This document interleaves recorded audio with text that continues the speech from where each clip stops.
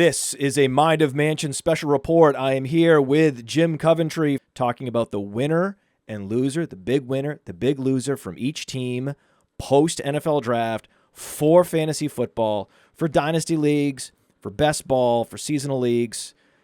Generally speaking, we can home in on one particular winner and one particular loser from each team. And we're going to cover some teams here that people aren't talking about. There are some popular teams that talk about, oh, look at Seattle. Oh, look at Jacksonville. What's going to happen? Who's winning? Who's losing? But not a lot of people are talking about Buffalo. Not a lot of people are talking about Arizona. And we're going to talk about all these teams. And we will just start with the AFC East, the Buffalo Bills. Jim, give me a big winner and a big loser from the NFL draft in Buffalo. The big winner has to be Keon Coleman, because outside ball winner, and I know they have their place in the NFL, but the point is Josh Allen doesn't have any downfield presence on this team. So he is going to have to lean on Coleman more than he had. Earlier last season, before Coleman got hurt, he was beginning to come on. So I think Coleman is in a spot to see significant target increase. The loser, though, is Josh Allen. We saw last year, because of the lack of the deep threat, defenses start compressing that defense down a little bit, tightening up the windows, and Allen doesn't have that escape hatch. There is nobody in my mind. Josh Palmer, no thank you. Nobody to stretch the field. The Buffalo Bills had a choice in the second round. Trey Harris was there, Jack Betch was there, and a player I really like, Jalen Noel, was there. And they said no. They said, no, we're committed to improving the defense. Josh has got this. And I don't know if they consulted Josh at all. I don't know how that all went down, but they went D-line. TJ Sanders in the second round. They didn't go receiver, and that you could hear Keon Coleman and Khalil Shakir exhaling. Right? Exhaling. Because if it was Noel, right, Shakir's like, oh man, right? And then if it was a bigger receiver, then all of a sudden Keon Coleman's like, they're sending me a message, because there was another team that did that exact thing. Carolina sent a message loud and clear to Xavier Legette that we're moving on. You had your one opportunity, your 1 year, you didn't seize it, and we're moving on. And we will get to Carolina later. I know I'm skipping ahead. We're not. Nope. We're in the AFC. We're in the AFC East. Miami, big winner, big loser. So Miami Dolphins, boy, interesting franchise. I know they drafted a lineman in the second round of guard, but really they should have tried to replace Teron Armstead. And if there could be a bigger loser than Tua Tagovailoa, I can't think of one, because he already has to get the ball out lightning quick just to keep from getting hit. But now the left tackle could be a real problem, and teams are just going to send people. So I think he is the big loser. Who's the big winner? It's probably Jalen Waddle. Last year, they ignored him. Tyreek Hill is not happy there. Tyreek Hill, look, he had the wrist injury. I think he's beginning to slip. He can't do that thing where he runs back 5 yards, jumps over 3 defensive backs to catch the underthrown ball. Waddle has to be the focal point, because what do you have? Nick Westbrook-Akine, Malik Washington? Waddle is going to have to be a big factor. Those targets are going back up. So, yeah, Tagovailoa, the loser. Jalen Waddle's my winner. Miami decided not to go receiver. I was surprised by that, especially with Tyreek Hill, now 30 years old. They decided, no, we're good at receiver. And that's great for Washington, right? So some of these guys are like, woo, I'm in great shape. But, yeah, not good for Tua. All right, here we go. Here's a team that actually drafted some skill players. New England Patriots. So when we look at the New England Patriots, I'm very, very happy the way the team handled this draft, in that they got the left tackle. You got to protect that rookie quarterback. The line was atrocious last year. May was under way too much pressure, and I really think adding the running back, Travion Henderson, to give him a solid running game, maybe an outlet in the passing game, I think that's really going to help Drake May in his development. In terms of the loser, I still think this has not much to do with the draft, but Demario Douglas was a big loser because Stephon Diggs is in there. He's expected to play the slot. Douglas is, in my mind, slot only. I know they added Kyle Williams. He'll be on the outside. But I think Douglas continues to be a loser, but really wasn't drafted. It was off-season. But yeah, May's my winner. Well, Kyle Williams, he's only 5'11", 190. Right? Right. So, again, we have with Diggs and Williams, Pop Douglas. That's the good thing. I mean, you could also argue that Ramondre Stevenson was a loser, but Ramondre Stevenson's still going to get the carries between the 20s. Okay, that's not at risk. He's now capped in fantasy.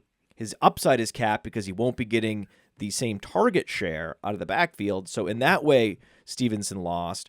But a guy like Pop Douglas, yeah, I mean, he had a chance last year where they just totally had hollowed out the wide receiver core, and Pop Douglas did not pop. And now after the draft, he's officially not going to be a thing. New York Jets. So New York Jets, I mean, obviously Garrett Wilson can get all the work he can find. Allen Lazard, Josh Reynolds, Tyler Johnson on the depth chart. But really the winner's Mason Taylor, because Mason Taylor steps into an offense of Justin Fields. Remember, Cole Kmet had over 700 yards with Fields just a couple of years ago. Fields may not be able to read the entire football field, but he can find his tight end in the middle. Taylor is probably the de facto number 2 receiver on this team. In terms of a loser, it's really hard in my mind to find a specific loser.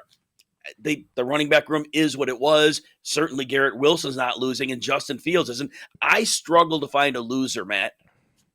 There really isn't one. There isn't one. I mean, is Tyler Conklin still on the roster? No, he's gone. Ruckert, Stone Smart, those are the two behind him. Yeah. I only Conklin, if he were still there, could be considered a loser, because Ruckert has not produced anything yet. So what do you have to lose? Nothing to lose. There's no production to lose. So it's interesting. There's just a bunch of winners here.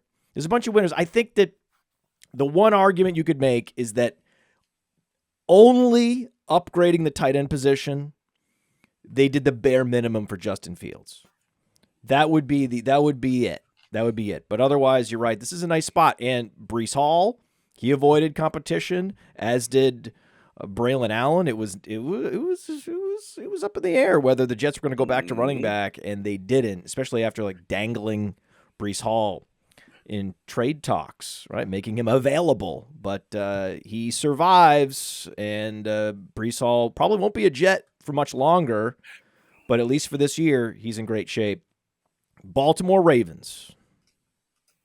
So Baltimore Ravens, when we look at this team, I mean, Mark Andrews is back, so that really makes Isaiah Likely a loser, because he had an opportunity to really become something. They couldn't make the trade. So last year, the snaps were like 62% for Andrews, 59% for Likely. They both were on the field, but both kind of cannibalized each other. So Likely is probably my bigger loser here.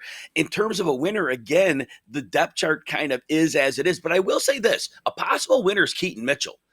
John Harbaugh is expecting him to come back as he was before the ACL. They didn't add another running back. They have Justice Hill.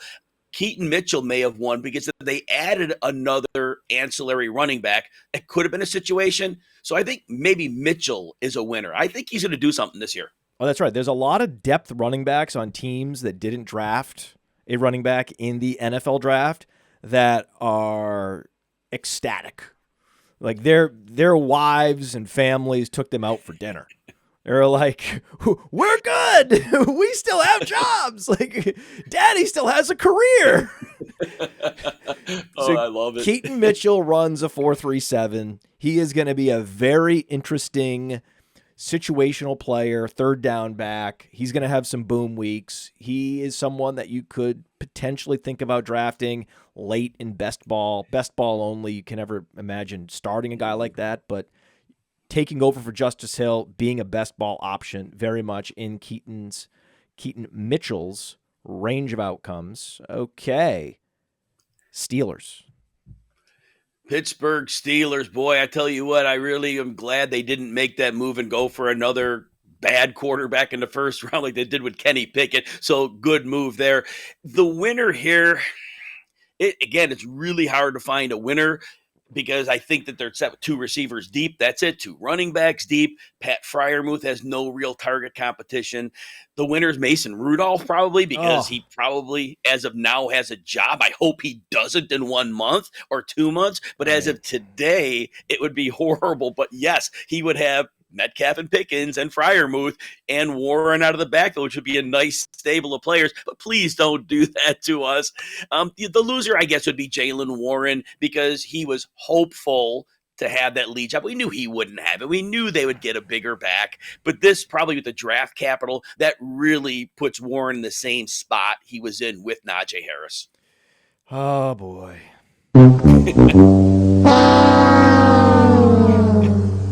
Poor Jaylen Warren. Because Caleb Johnson can absolutely catch passes out of the backfield. So he's going to lose touches. I disagree with your big winner. The big winner is Will Howard. They drafted a quarterback. Will Howard comes into the league with DK Metcalf and George Pickens and Calvin Austin stretching the field and Pat Friermuth and Jaylen Warren out of the backfield with Caleb Johnson. Oh, my God. Will Howard is set up to produce. I love it, and I hope that happens. 6th-round draft pick. He has tools. They're going to have to make that development happen really fast. I would love to see that happen because he does have weapons. And he has Arthur Smith. You know you're going to have an extra tight end on the field, maybe a fullback. You'll have protection. I like it. Cleveland Browns. Oh, man, I still wish that Nick Chubb was on this team, but he's not. The big winner here is Cedric Tillman. Cedric Tillman took over as a starter in Week 7 after the Amari Cooper trade last year. And in those 3 games, he averaged 7 catches, 85 yards, and a touchdown. And then he had one middling game, and then the concussion put him out for the season, Week 11, I believe. So, but that said, Tillman was coming on. And right now they have Deontay Johnson on the depth chart. Who knows how that'll pan out? David Bell. So Tillman should be the locked-in number 2 on a team that's going to trail plenty. I expect Joe Flacco to start. For better or for worse, he'll sling the ball. Tillman would be okay there. So I love that. The loser in this one is Jerome Ford. Jerome Ford had been a player who was probably going to be at least a passing down back or more. But then you had Quinshon Judkins, Dylan Sampson. Ford takes a pay cut almost immediately after. Yeah, the writing is kind of on the wall there that those days are numbered in terms of him seeing significant touches. 2 losers here, unfortunately. It is absolutely Jerome Ford, but there's another running back there that was a big loser from the NFL draft. That was Dylan Sampson. Poor Dylan Sampson leads the SEC in rushing yards, and now he's parked behind Quinshon Judkins on the Browns? I mean, that's the worst possible draft. He can't believe it. He's looking around going, wait, I'm going where? To play what role am I going to – what? So, super unfortunate. Also, Jerome Ford was really efficient last year. So, poor Dylan Sampson. But you're right. Cedric Tillman, best comparable to Nico Collins on playerprofiler.com. One of my favorite breakout candidates is Cedric Tillman. Absolutely. Cincinnati Bengals. Cincinnati Bengals, I have to think Chase Brown is a winner here. I know you bring in Taj Brooks, a bigger back late. I get it. He potentially could see some work. We have Samaje Perine there, and he's fine for what he does. And Zach Moss, even before the injury last year, I think he just kind of proved what he was. Chase Brown, in my mind, is going to be needed on the field. I expect him to continue to handle a very, very heavy workload.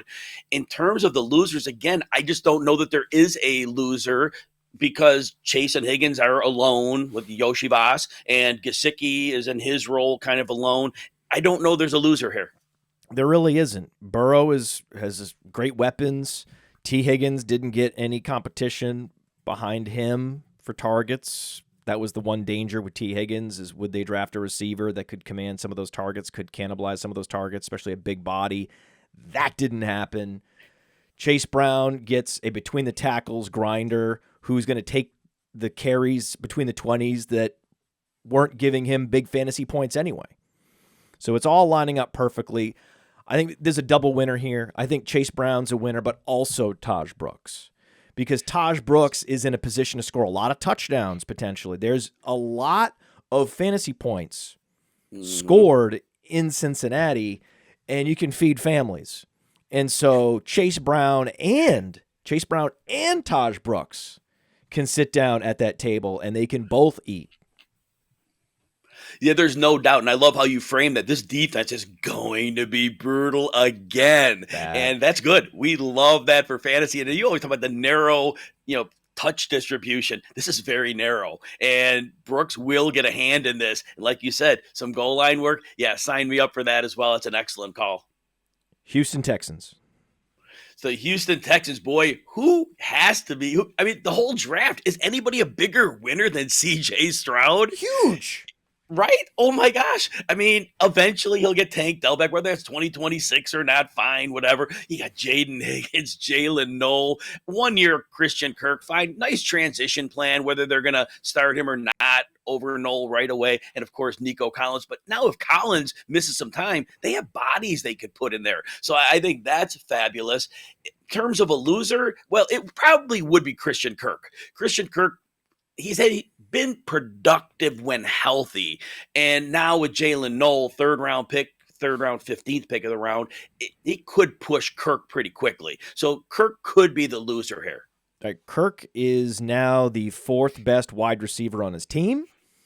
That's not great. But the big loser there is Dalton Schultz. Dalton Schultz was able to produce in Dallas when he was the second option, really, behind CeeDee Lamb. But now he falls down the pecking order. Down, down, down, down, down. He's even a worse receiver than Woody Marks, because Woody Marks is a former college receiver. So he's going to be an electric satellite back out of the backfield. Suddenly Dalton Schultz becomes the 5th option, the 6th option. So there's just no way. He's undraftable. Get out of here with Dalton. He was always just a guy, but in a good situation. Now he's a guy in a bad situation. Colts. Indianapolis Colts, I'm very happy they drafted DJ Giddens. I love him. In terms of this year, we may not see a whole lot. But Taylor's the last year of that 3-year deal he signed. Long-term, Giddens is a winner here because he probably steps potentially into that role 2026 if Taylor misses time. So I do think... Get him in Dynasty. Get Giddens in Dynasty. Right? He's a great buy in Dynasty. Last time I checked, Taylor didn't get any new ankles, did he? No, and they're gonna he will miss time most likely. He needs a new contract and needs new ankles. Exactly, and not going to work here. So yeah, I definitely Giddens is your winner. In terms of a loser, again, they had all those tight ends, but they had none. So Tyler Warren steps in. He's not pushing anybody out of a job because they really didn't have jobs. They all split that up. Quarterback room is still a disaster. Wide receiver room is pretty much exactly what it was going in. So in terms of a loser, I don't necessarily see one. Maybe Michael Pittman. Pittman's going to lose some targets to Tyler Warren. So I think maybe you could say Pittman with his PPR value. That might be a bit of a hit for him. I think Josh Downs is safe. And Josh Downs is quarterback proof. He's shown us that through 2 years already. God, you're good at this. You're so good at this. That's so right. That's such a correct assessment. That Josh Downs is actually not hurt by Tyler Warren. The guy that's actually hurt by Tyler Warren is the guy that looks like a tight end himself. That's all Michael Pittman is a big move tight end. So he is absolutely hurt by this. But really the big loser is Tyler Warren himself. He went to one of the stone worst situations you could possibly go to for a 1,200-yard elite premium tight end prospect to land on a team with Anthony Richardson and a bunch of other receivers. But Warren actually landed better than Loveland. Because however bad you think it is for Tyler Warren, it's worse for Loveland. But we'll talk about the Bears later. Jacksonville Jaguars. So the Jaguars go into this draft, and their running back room is weird. But the biggest loser is clearly Travis Etienne, because if he wasn't already being run out of town, Tank Bigsby put in a big dent to the workload last year. Bashal Tutin's in. They even went LaQuint Allen later. So that has to be the writing on the wall. Oh, the LaQuint Allen pick. Right? Officially done. And that's sad because I thought Etienne was really hurt by coaching and offensive line play, but eventually the team saw it differently than that. The big winner, Obviously, Travis Hunter, you could even go Trevor Lawrence here, but Travis Hunter, he doesn't have to be the number one receiver coming in. Brian Thomas Jr. has that held down well. So Hunter gets to be the secondary receiver, which is going to be very good for his fast track development. But of course, Trevor Lawrence is also a winner because he has two very good wide receivers now. Travis Hunter's a big winner because behind him it's De'Ami Brown, who's interesting. Mm-hmm. De'Ami Brown's interesting, very interesting. Gabriel Davis, not interesting. Parker Washington, not that interesting. So there's just not a lot behind Travis Hunter. So that for that reason and the fact that they moved up to get a receiver, that was what to support their franchise quarterback maybe. That's it's all about Travis Hunter, and so talk about a roller coaster. His rookie draft roller coaster. I know there's an Origins game, which is an all rookie game on the Fast Draft app. You can get it. Use code PODFATHER, and you get a $50 deposit match on Fast Draft. And we have this all rookie game called Origins Gamma, which is currently live right now. You draft 6 rookies, the top 4 into your lineup every week, best ball style. And there were drafts that were happening in March at the height of the cornerback fear, right? All the cornerback fear mongering that was happening across sports media, where Travis Hunter was falling out of the first round on Fast Draft rookie drafts. And now he's inside the top 5. So, woo, that means he's a winner right there. There's the proof. Tennessee Titans. I love your comment about De'Ami Brown, too, because as a third receiver here, I liked his little emerging breakout. And really, he wasn't the downfield guy. We thought he was very good after the catch last year. So you're right. And I'm sorry to go to the next team, but I do love your call on De'Ami Brown. And you could get him like free in drafts. I've been in some drafts where he hasn't gone at all. And I'm in the last round, I'm saying, give me De'Ami Brown. Love if you're in one of these 20-round best ball tournaments, you got to draft De'Ami Brown. Oh, yeah.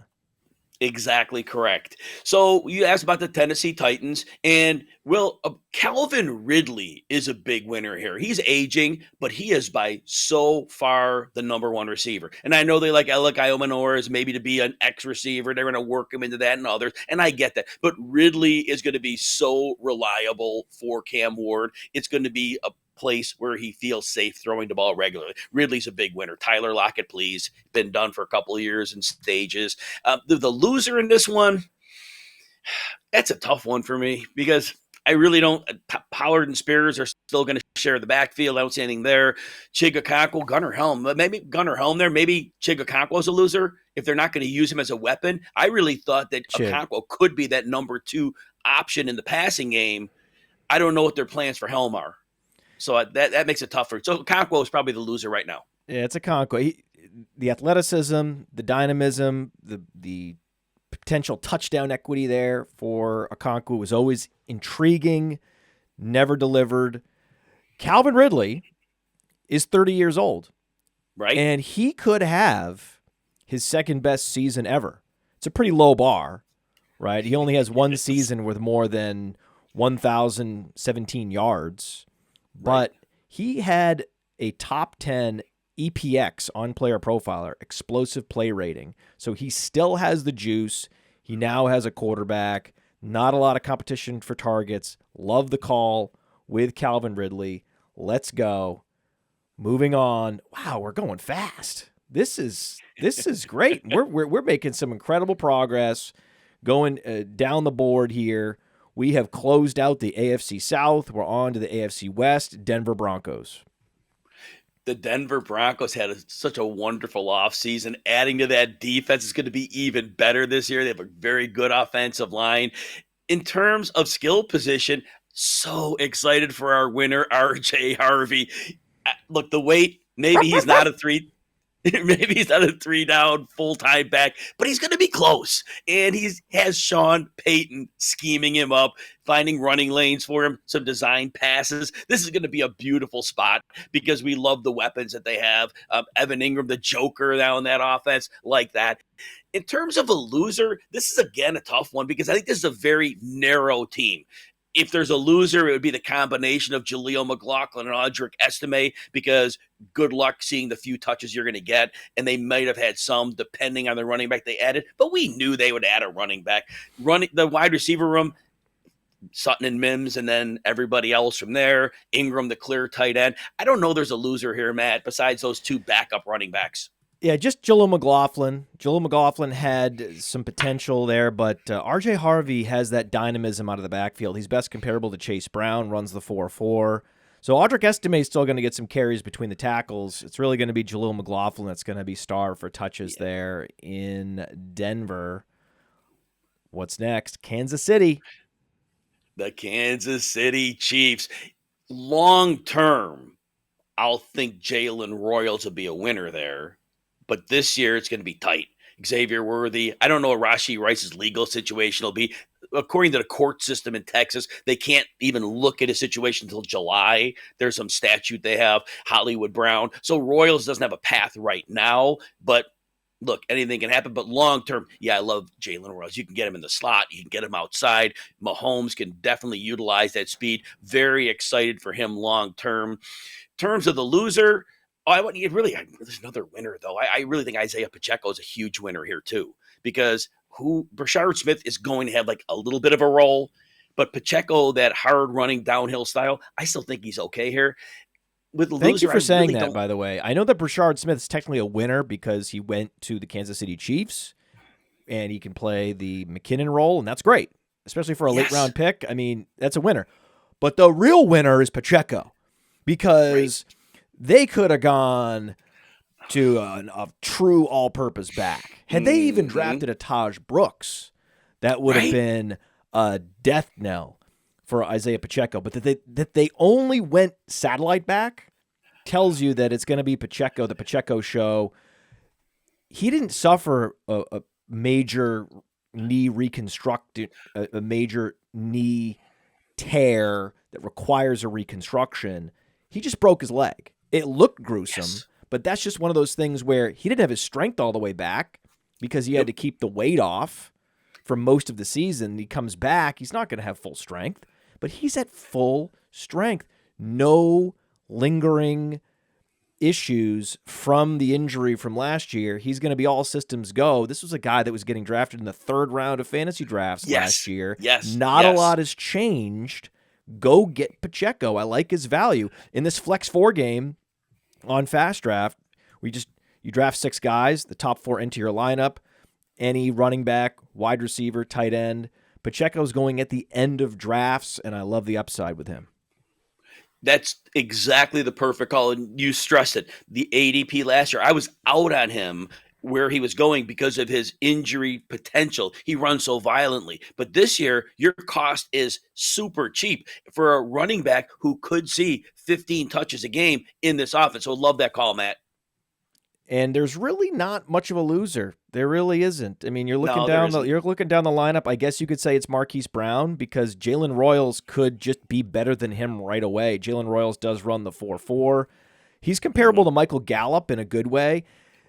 He's actually also comparable to Rashee Rice.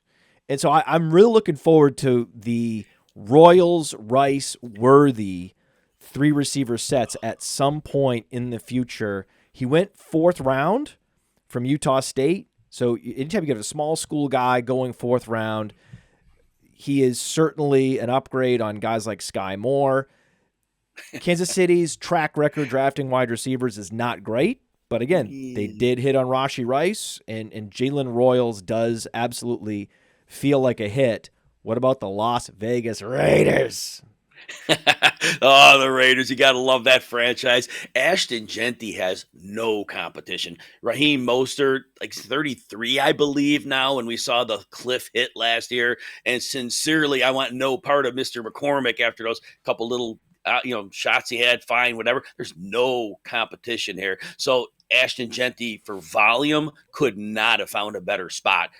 I cannot see them responsibly giving somebody more than 5 touches out of the backfield to back him up. So big winner there. But realistically, is Jacoby Myers just as big of a winner? Jack Bech will help on the other outside, but Jacoby Myers is still going to see a lot of targets, and he has actually a professional quarterback this year in Geno Smith. So there's that. In terms of the losers, maybe Geno Smith, because they didn't, again, depending on what you think of Jack Bech, but I think if Geno Smith would have gotten like an elite type receiver, but there really weren't those in this draft. So maybe they could have gotten him more weaponry. But that said, that's kind of a sketchy one. Yeah, it's not like anyone was expecting Mostert or McCormick or Dylan Lobby to, be a workhorse this year in any way. Hard to find a loser. I guess the Trey Tucker. But see, the thing is, yes, no one was expecting much from these guys, no. right? No one's expecting much from these guys. I think the one guy that has always been interesting, and I've always thought that he could potentially be fantasy relevant, even when Brock Bowers is playing, is Michael Mayer, because Michael Mayer was a prolific college tight end at Notre Dame. But now with the addition of Bech, with the addition of Genty, he's just falling further and further behind the on the target pecking order. So I think that just, if you were stashing Michael Mayer in tight end premium, deep dynasty leagues, it's that much easier to cut him now. So that would be the guy. That would be it. It's not like I said, not a lot of losers there, mostly winners. What about Los Angeles Chargers? Wow, you pay Najee Harris like $9.35 million, I believe, for a 1-year deal. It was a 1-year deal, but it was starter money. Well, Omari and Hampton and Harris will still get some work. Certainly, Greg Roman will make sure they run the ball quite a bit. But yeah, Harris had to be thinking that he was the guy for a year, maybe parlay that into something down the road. And now, yeah, definitely a number 2 back here. Maybe to start the season, he's more of a 1A. I think that'll evaporate very quickly when they see Hampton get out in the field and play well. In terms of the other side of the coin, the winner, well, I mean, Ladd McConkey's a winner because realistically, Trey Harris is going to be very good beside him. But McConkey didn't really have anybody to challenge his role. Quentin Johnson, we'll see if he even makes the team. Mike Williams in his 30s already. And I think it helps McConkey that they brought in Trey Harris. Actually, because there are 2 receivers defenses have to think about. So I think, yeah, McConkey probably is a little bit of a winner. I don't know how much more his stock can go up than it already is, but he is a winner. Quentin Johnston was sent a message. We're going right back to receiver in the second round, and we're also adding Kendre Lambert-Smith. Yes. You're not the guy. You're a guy that we can bring on occasionally, situationally. We'll use Quentin Johnston, but that is it.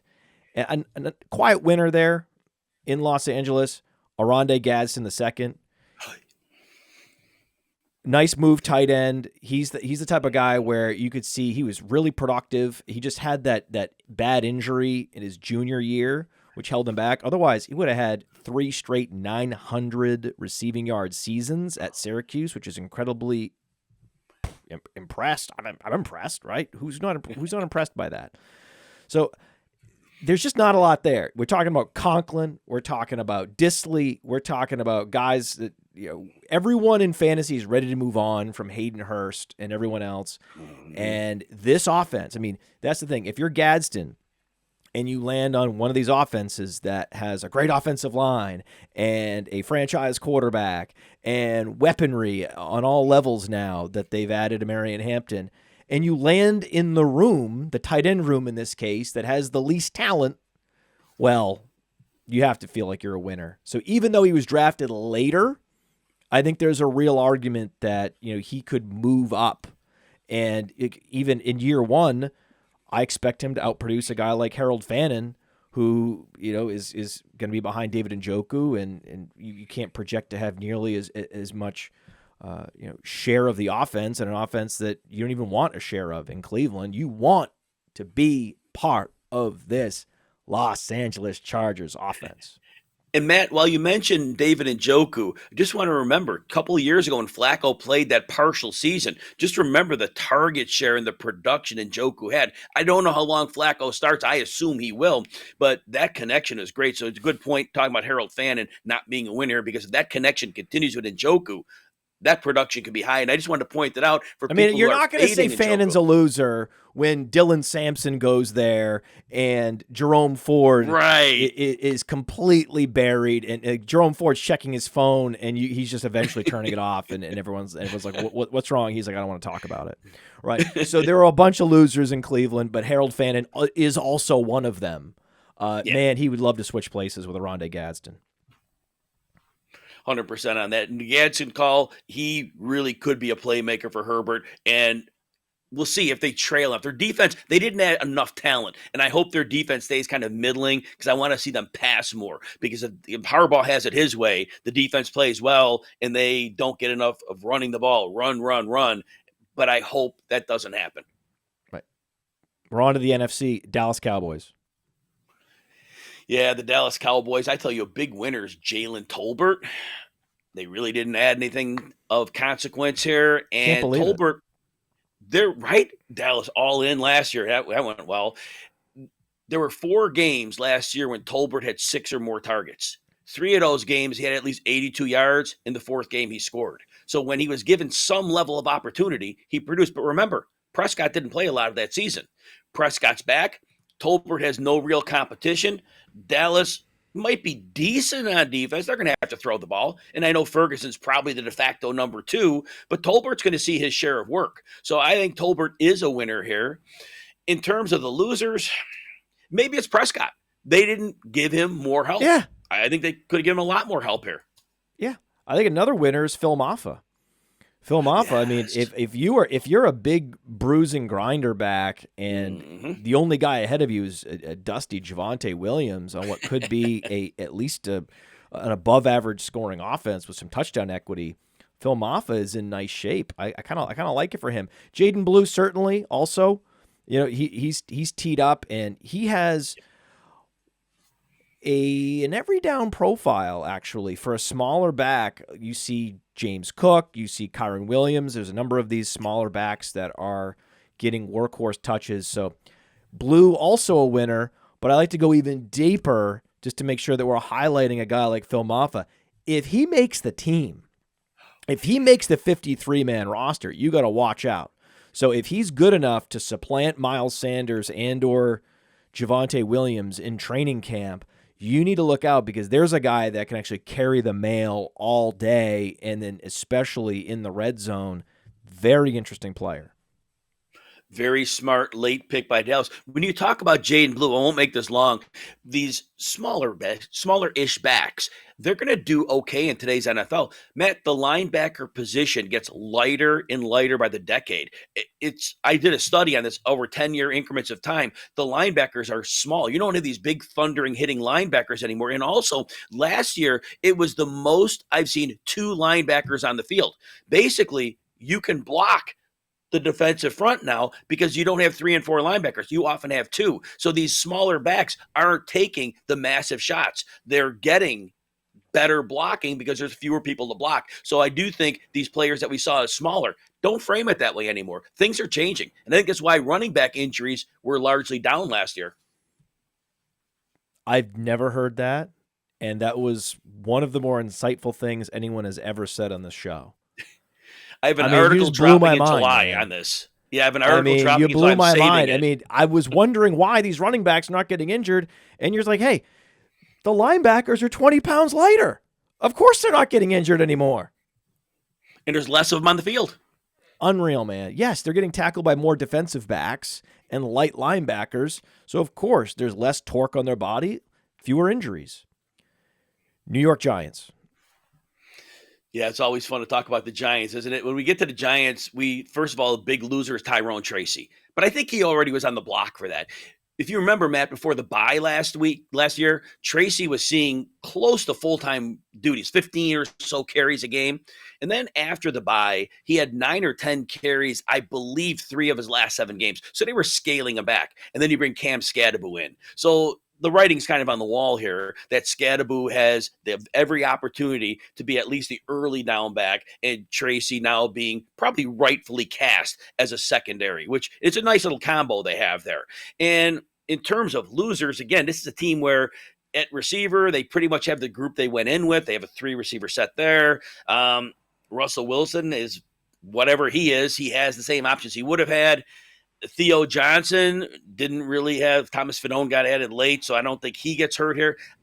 I don't know. Like the Tracy's the loser, but nobody really won. Maybe Scadaboo won because he walked into a backfield where maybe he can get more work than we thought. So maybe Scadaboo's the winner here. Scadaboo is a winner for sure, but also Jackson Dart, because Jackson Dart gets Malik Neighbors. And anytime you're Jackson Dart and you can be throwing to Malik Neighbors, that's a win. And Russell Wilson is close to the end. I mean, this idea that, don't draft Jackson Dart in Superflex because, he's never going to see the field. Well, why? Because Russell Wilson? Really? Right. Get out of here, man. Get out of here. I'll tell you what, in Superflex Dynasty Leagues, I have Jameis Winston stashed, and I'm drafting Jackson Dart. It makes sense. Brian Dable probably knows his career is on the line, or at least his career with this team. He'll get another job somewhere else. Is he really going to hitch his wagon to Russell Wilson? What do you top out at, 6 wins? You can't go down saying Russell Wilson's my guy. You give Jackson Dart the shot. Because remember, you saw the first year when Daniel Jones played for Dable, the smoke and mirrors, it worked for like 12 weeks. Don't think Dable can't do that again with Jackson Dart. So, yeah, I mean, Russell Wilson cannot be long for that job. Philadelphia Eagles. So Saquon Barkley had so many touches last year. When I went through the playoffs, top of my head, it was like 450 or something like that. Incredible amount of touches. But all that said, they're going to roll it back because it's A.J. Dillon, it's Will Shipley. So Montrell Johnson they drafted. So Barkley continues to be in line for a massive workload. And also, it's still possible in May the league could overturn the tush push. They're still talking about that. If they do that, Barkley could be in line for 20 touchdowns this year. But that said, I still think there's like nobody else in that backfield. So Barkley is a big winner here. In terms of a loser, again, it's really hard to see one because Dallas Goedert's still on the team. No real competition. The 2 receivers, there's like nobody behind them. Jahan Dotson. Jalen Hurts, certainly not a loser because he still has his offensive line as receivers. I don't see a loser, Matt. There isn't one. Will Shipley also a winner. Will Shipley runs a 4.4 in high school. Right. And now he has a clear path. This was also a vote of confidence for Will Shipley that the team did not go out and draft a running back when there were options in every round at running back, and they said no. Okay. Wow, man. We are cruising along here. Washington Commanders. Jaden Daniels really had a great offseason. It wasn't really the draft that did that, but they did their best to protect it. But adding an offensive lineman early, I think that was huge. First round, you know what? We are attacking this Josh Connerly. I think that was a big deal here. They picked up Laramie Tunsil in free agency. And so it wasn't the draft, but Jaden Daniels could not have been put in a better spot to continue what he did last year. So I think he is the winner of all winners here. In terms of a loser, again, I don't know that anybody was challenged. McLaurin and Deebo Samuel, unchallenged for the top 2 spots. Brian Robinson, Austin Eckler, they remain clear number 2. Zach Ertz still at the top. Now, I know he can't run, but clearly he has a role there. I really don't see a loser, Matt. Zach Ertz eventually is going to get supplanted by Ben Sinnott. So watch out for that. Watch out for that. I think just in general, Zach Ertz is a loser, but not due to the draft, just due to father time. Right. And another winner, quiet winner from the draft, is Brian Robinson, because they didn't draft a running back with significant draft capital. But you could argue it's both Brian Robinson and Ja'Cory Krosky-Merritt, because Ja'Cory Krosky-Merritt is a very interesting prospect, super explosive. His college career set back by injury.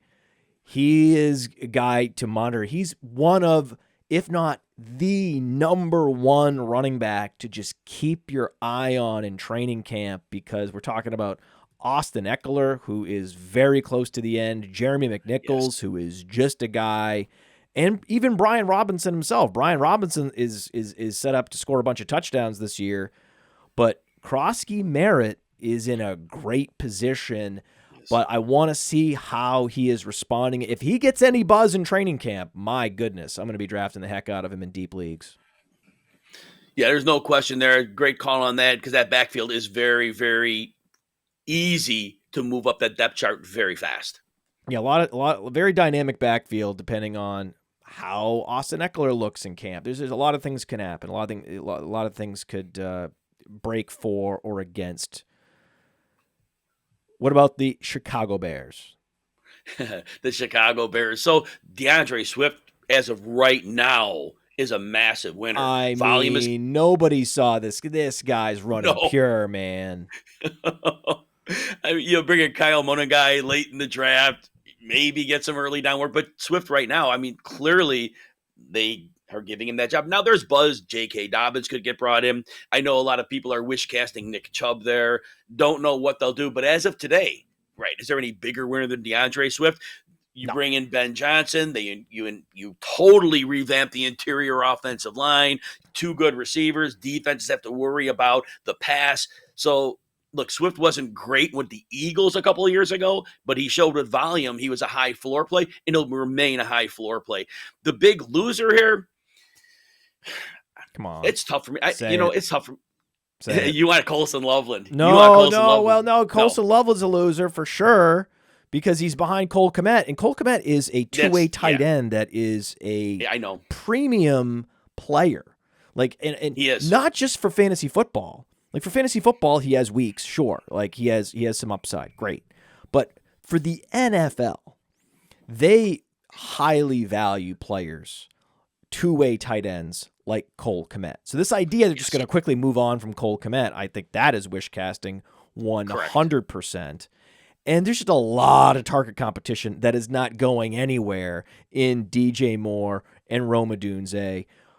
But if you are a wide receiver and you are headed to a team that has uncertainty at quarterback, but massive certainty in that there are 2 studs ahead of you that you are simply not as good as, when you open the door and walk into that wide receiver room, Luther Burden lost the draft. I mean, he did. He was, I'm sure, just inconsolable going to Chicago. I mean, maybe if someone could pitch him on, hey, you have Caleb Williams, and he could become the next Patrick Mahomes and all these things, but I'm sure he knows what he's dealing with DJ Moore and Rome Odunze, and now he's a complimentary guy. He is, and that's not just this year. A lot of these guys that lost, they could easily look like winners a year from now.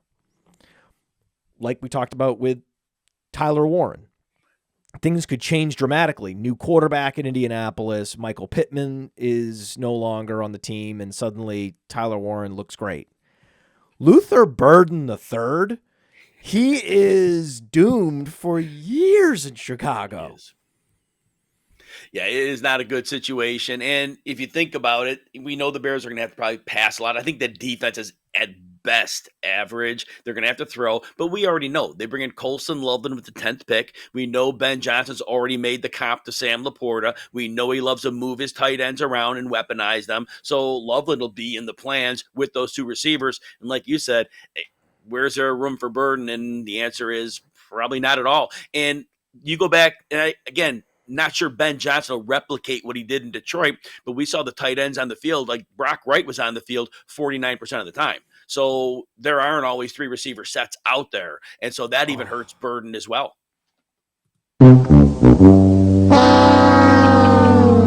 It's bad, man. Very bad. Very bad for him. Very bad situation. I feel bad for him. Detroit Lions. Yeah, so Detroit Lions, when we look at the receiver room, Isaac Tesla, he has an opportunity to move into the number 3 role. So I think he's clearly a winner. Tim Patrick in flashes did okay, but obviously he's over 30 already off some serious injuries. I think he's a big winner. 3rd round, 6th pick. Definitely they have a plan for him. They definitely need a physical presence at receiver. Jamison Williams, we know the speed guy, and Amon-Ra St. Brown, halftime outside, halftime in the slot. They need that physical presence. So I think he could be your big winner here. In terms of the losers, again, Laporta's, he is what he is. The top 2 receivers are what they are, and Gibbs and Montgomery.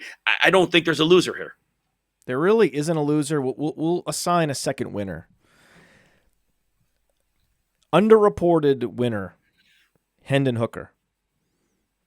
the Lions did not draft any quarterbacks. There were lots of quarterbacks like Will Howard that were begging to be drafted in these later rounds, and at every turn, the Lions said, no, we're good. Our quarterback room is good. We're good with Hooker. And these quarterbacks can follow through and break a finger on a helmet. We've seen all these ways different quarterbacks get injured every year, from torn Achilles for Kirk Cousins or Derek Carr. You have shoulder injuries. You have all these things that could happen, even to a well-protected pocket passer like Jared Goff. Lower injury probability for Jared Goff, but still, Hendon Hooker, if he finds himself at the helm of this team with that kind of protection and those weapons, I mean, look out. Superflex, 2 QB, deep dynasty leagues. Don't forget about Hendon Hooker. Green Bay Packers. Yeah, moving over to Green Bay. So I think Matthew Golden is actually a loser here, and here's why.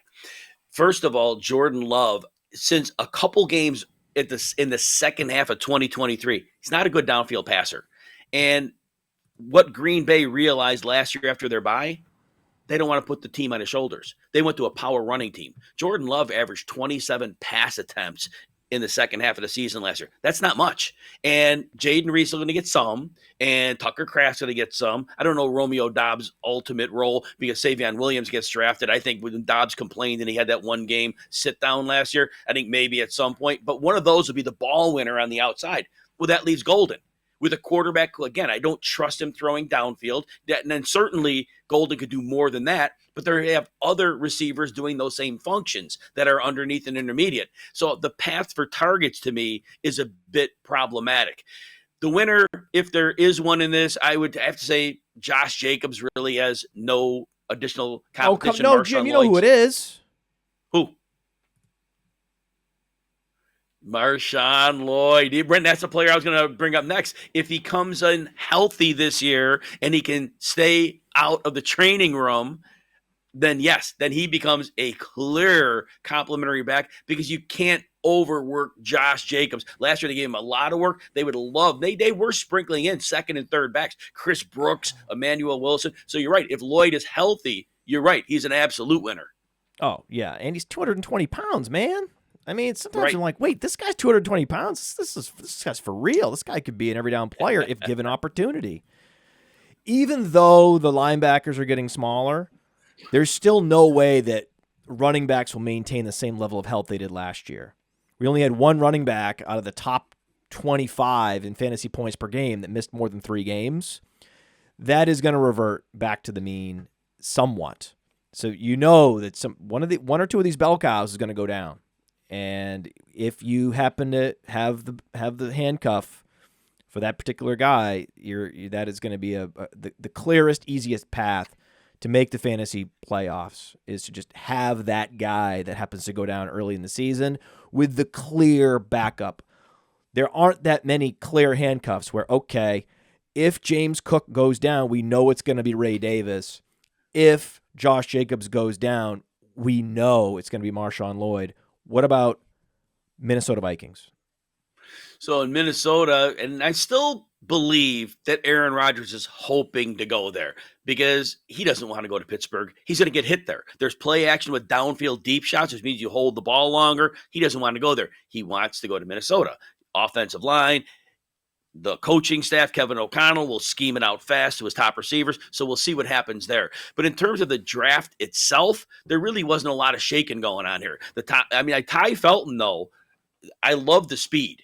And I could see him supplanting Jalen Naylor to really add some juice to the receiving room. Yes. Naylor was fine last year. So Felton probably is a winner because the path to getting that number 3 role, I don't think is much of a big task.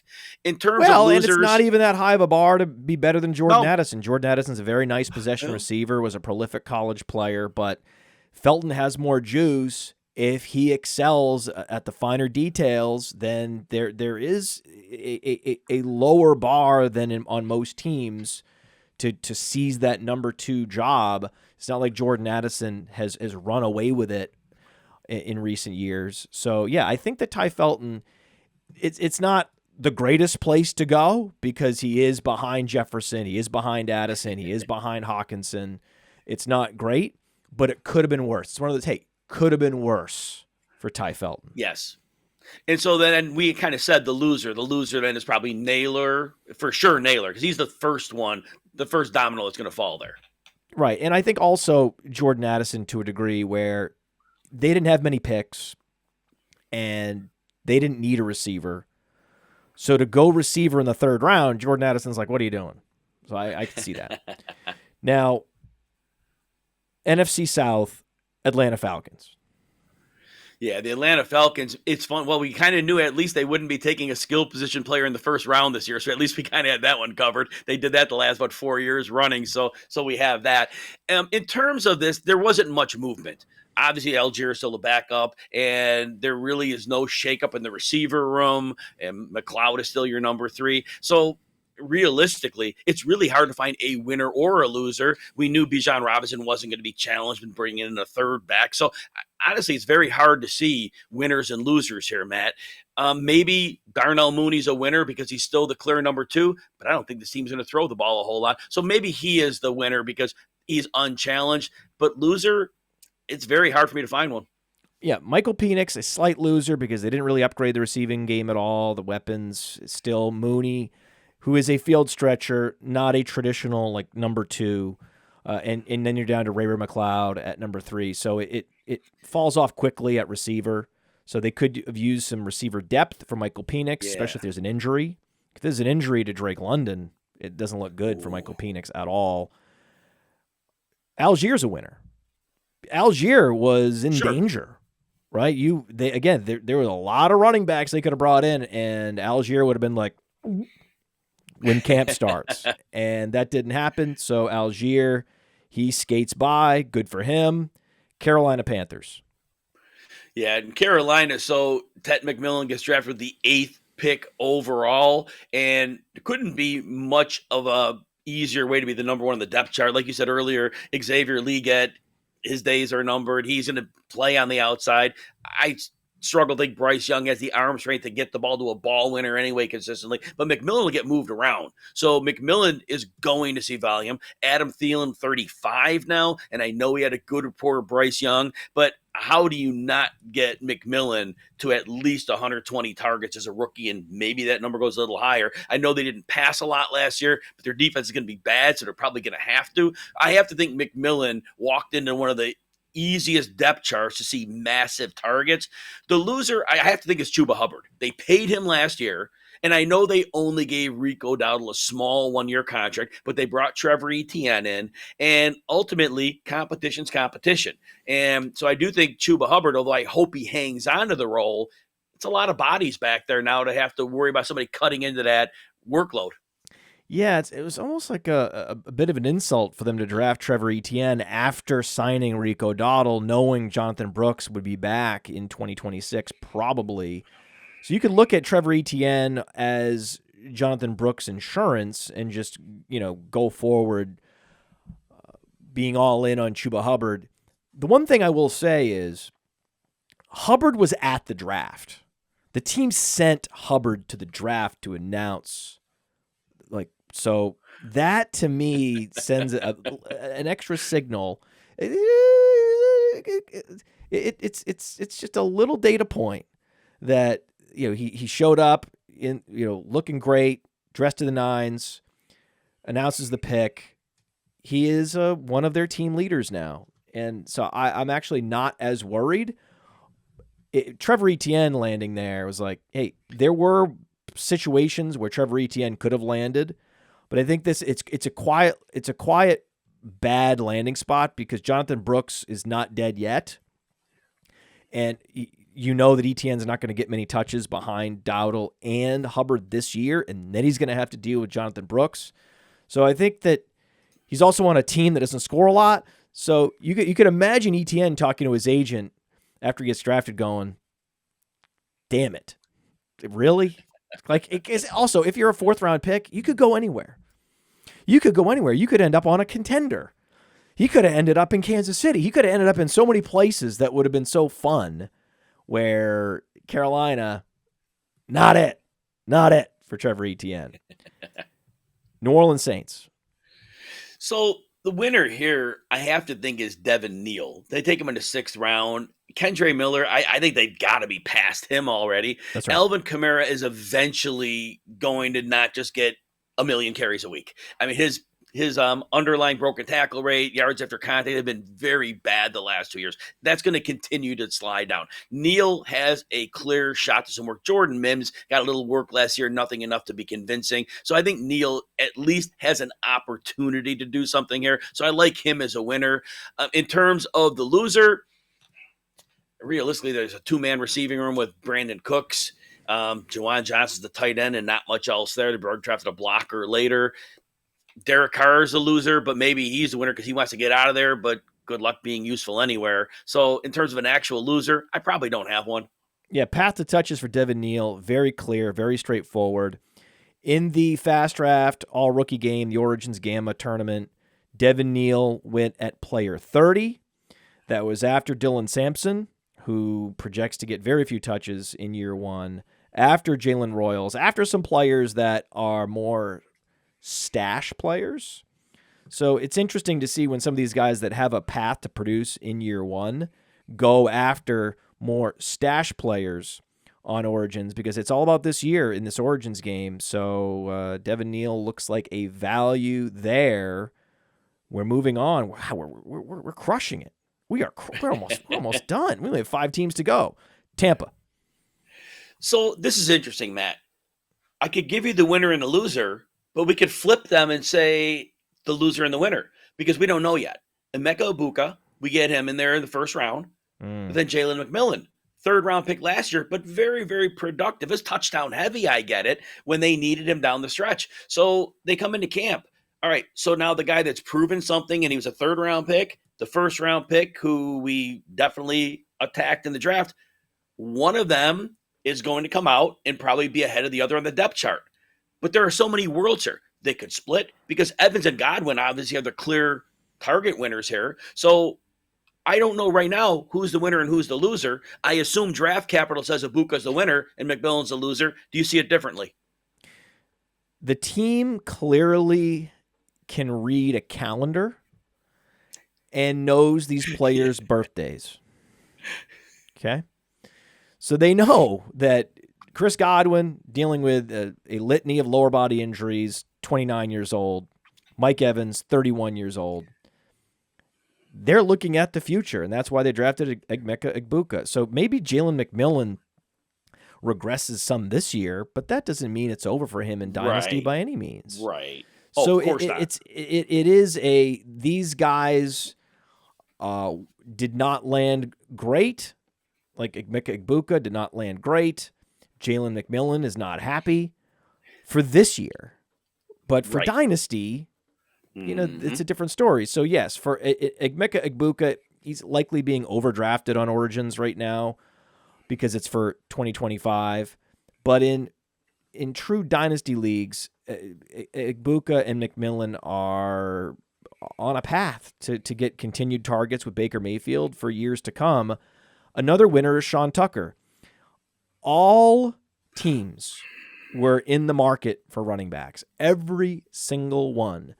Without maybe you could argue Tampa was the one team.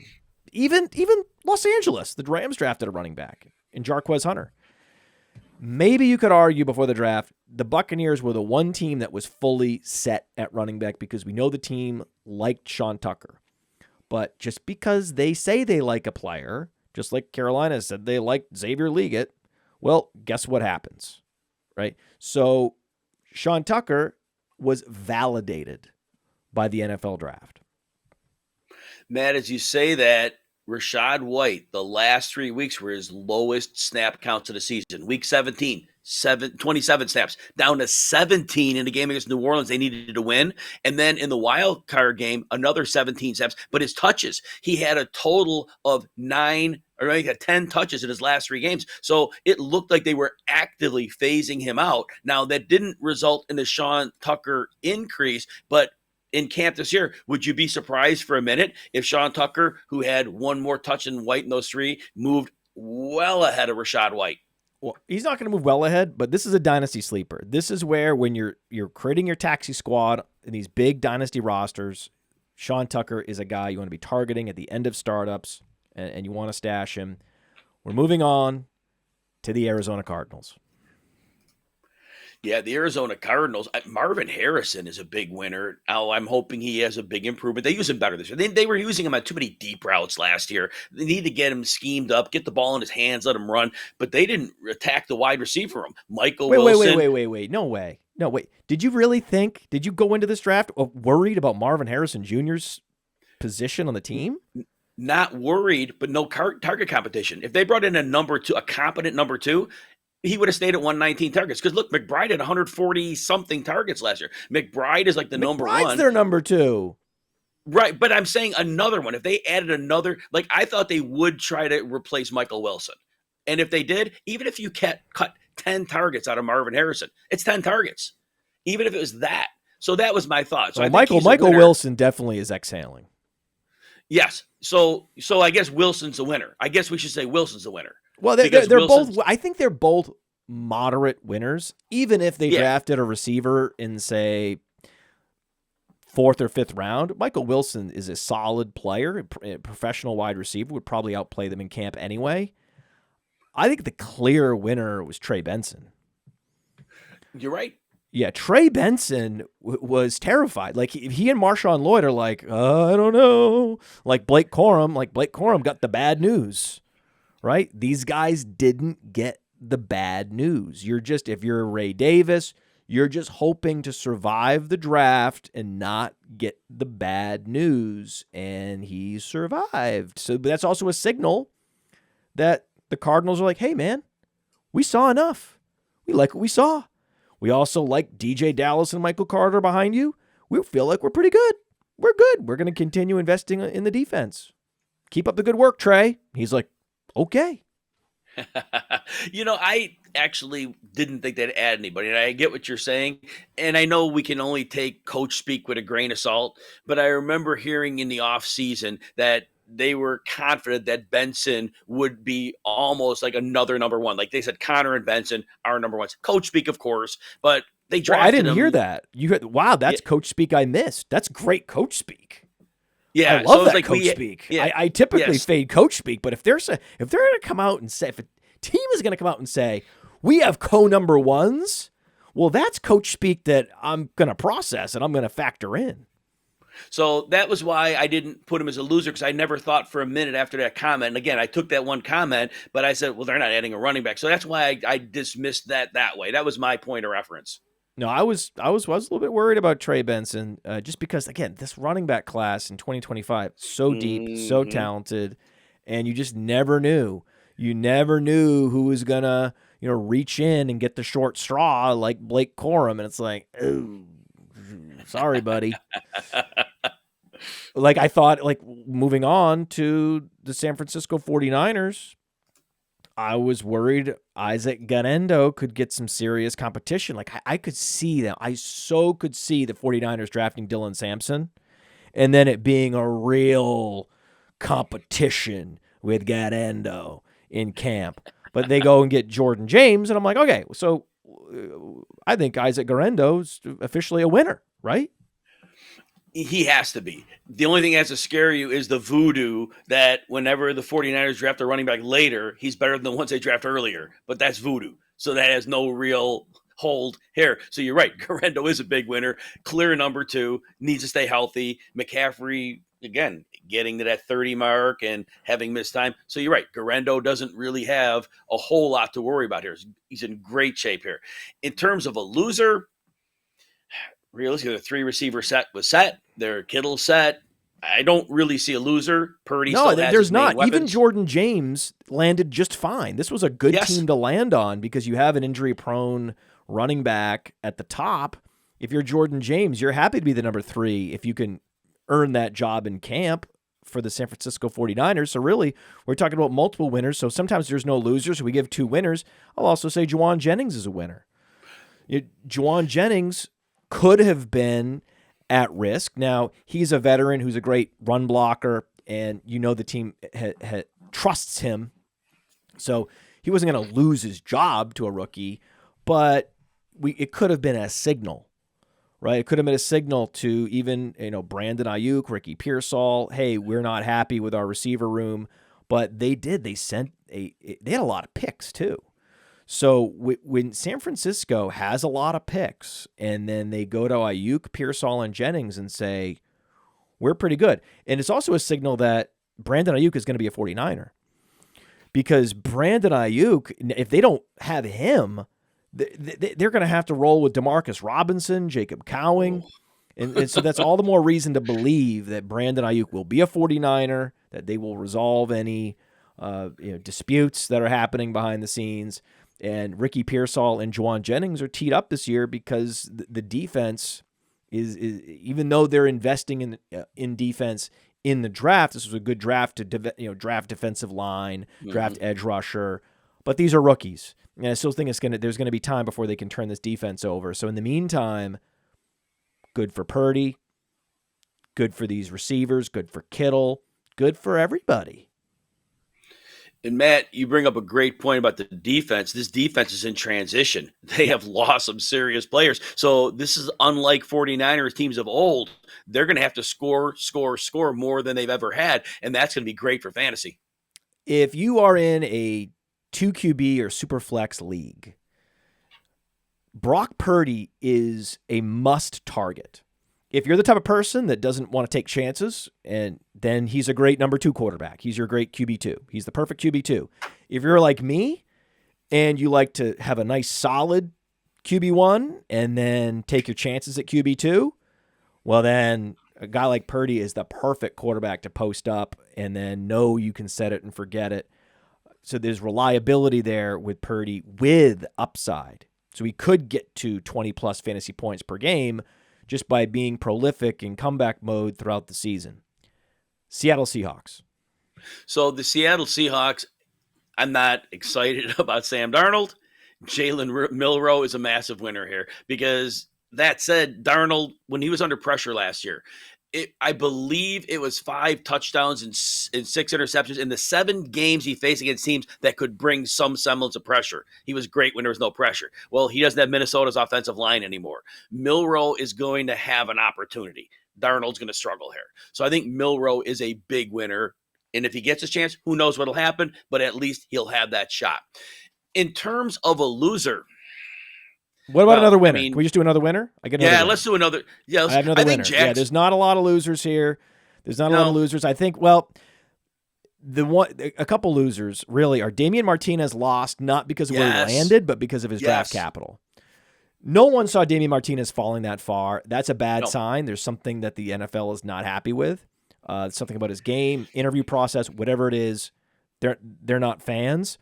But now, if and when Kenneth Walker tweaks his groin, Zach Charbonnet is not going to be guaranteed an 80% opportunity share anymore. Yes. He's not a plug-and-play DFS option like he used to be because of Damian Martinez. So they are going to cannibalize each other. So those are technically losers. And then the winners are all in the passing game. Torrey Horton as an outside field stretcher, he's a winner for sure because it's just slot receivers and Marquez Valdez-Scantling. Torrey Horton's going to go up against Marquez Valdez-Scantling throughout camp and be like, I think I got this. And then the big question is Arroyo versus Fant. And Fant continues to underwhelm year over year. Arroyo has a real path to being one of the more productive rookie tight ends from this class this year. Spot on both. And the Torrey Horton, that's exactly what I said that they needed in the draft because Smith and Jigba, 71% slot last year. Cooper Kupp underneath, great blocker in decline. Horton could not have had a better opportunity on a depth chart, at least. Maybe the quarterback's not what he wanted, but in terms of fitting in, that's perfect. And I agree with Arroyo. They could move him around and weaponize him very, very quickly here. Yeah, there's just not a lot of options at receiver, so you could see them playing both Fant and Arroyo. They're sort of the roster's sort of begging for them to run 12 personnel quite a bit, and I like Arroyo there. Because Loveland and Warren landed so poorly, there is a world where Arroyo is the leading rookie tight end in fantasy. It's not a world I want to live in because I like Warren, I like Loveland, but it is a possibility. It's absolutely a possibility. And this is one of those teams where you didn't think they were in the market for a running back, but unlike some others, they went running back and they made life more difficult for all the other running backs behind the primary back on the roster. Last team, we did it. Jim, unbelievable job today. Thank you for coming on. Tell everybody where they can find your content. You can catch me on socials at Jim Coventry NFL, primarily the X that tells you where everything's going on. Always at RotoWire, but if you're not a subscriber, we can get you 15%. Go use the code ROTO15, ROTO15 at checkout and get you set up there. RotoWire, YouTube all the time, videos, get you there. Jim Coventry is a real peach. He and Alan Sislowski from RotoWire are just the best. And we have one team left to go. Appreciate his time. His analysis is spot on. And the fact that he follows fantasy so closely with the NFL draft so closely, he is a rare type of analyst that can come on and do a rapid-fire show like this off the cuff. I did not prepare Jim for this show. I wanted to wait until the end to tell the audience this. He was not prepared for this. He's done this off the dome. It's incredibly impressive. The Rams. Winners and losers, Jim. Could Blake Corum have been any more unhappy when Jarquez Hunter got drafted? Oh, my gosh. He wasn't getting much work last year as it was, and now, they're bringing in competition. No more explanation needed. Corum, big loser. Easy. Now, one of the easier losers of the draft. Yes. It's compounded by the fact that we didn't see it coming. Correct. Right. Who in a million universe would have seen that coming? Yeah. Corum, like I said, we didn't see enough of them really know. Apparently they saw enough to know, and that's why we didn't see this coming. Fourth round running back? Right? A guy that was a prolific runner. I mean, we're talking about, in Jarquez Hunter, we're talking about a guy with 1,200 plus yards, right. A guy that's, caught 20 plus passes, was a real problem for SEC defenses. That's not, I thought maybe they would go a satellite back. Maybe they would go with Damian Martinez late.